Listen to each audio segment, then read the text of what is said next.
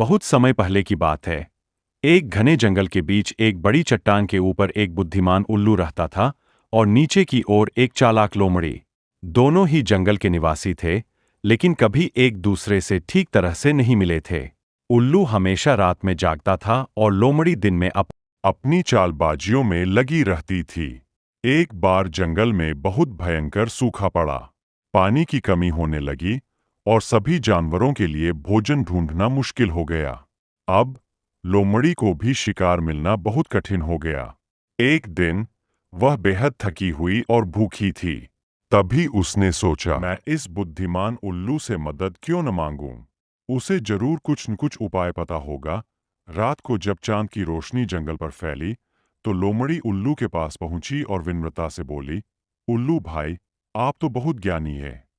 इस सूखे के समय में मैं बहुत परेशान हूँ। न मुझे खाना मिल रहा है और नहीं पानी। क्या आप मेरी कुछ मदद कर सकते हैं? उल्लू ने लोमड़ी की ओर देखा और उसकी चिंता समझी। वह खुद भी सूखे के कारण परेशान था, लेकिन उसने अपनी बुद्धिमानी से एक समाधान सोचा। उसने लोमड़ी से कहा, लोमड़ी बहन, अगर हम दोनों मिलकर काम करें तो हम दोनों की समस्याएं हल हो सकती है। मैं रात को शिकार करूंगा और जो भी मिल सकेगा उसे तुम्हारे साथ बांटूंगा। बदले में तुम दिन के समय मेरे लिए भोजन ढूंढने में मदद करोगी। लोमड़ी को यह प्रस्ताव बहुत अच्छा लगा। उसने तुरंत हामी भर दी। अगले कुछ दिनों में दोनों ने एक दूसरे की मदद की। उल्लू रात में उड़ता और छोटे जानवरों का शिकार करता, जबकि लोमड़ी दिन में घूमती और जंगल के अन्य हिस्सों में खाने की तलाश करती। इस तरह दोनों का पेट भरने लगा।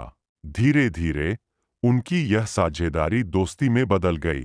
लोमड़ी, जो पहले अपनी चालाकी के लिए जानी जाती थी, अब एक समझदार और भरोसेमंद साथी बन गई।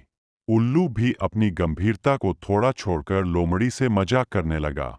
दोनों अब एक दूसरे की कंपनी का आनंद लेने लगे।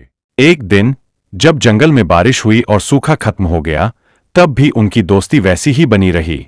अब न उन्हें एक दूसरे की जरूरत थी, लेकिन वे दोनों यह समझ चुके थे कि सच्ची दोस्ती केवल जरूरत पर आधारित नहीं होती, यह भरोसे और सम्मान पर टिकी होती है।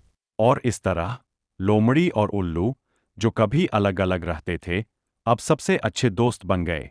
उन्होंने अपनी समझदारी और सहयोग से पूरे जंगल को एक सीख दी कि विपत्ति के समय अगर साथ मिलकर काम किया जाए, तो हर मुश्किल आसान हो जाती है।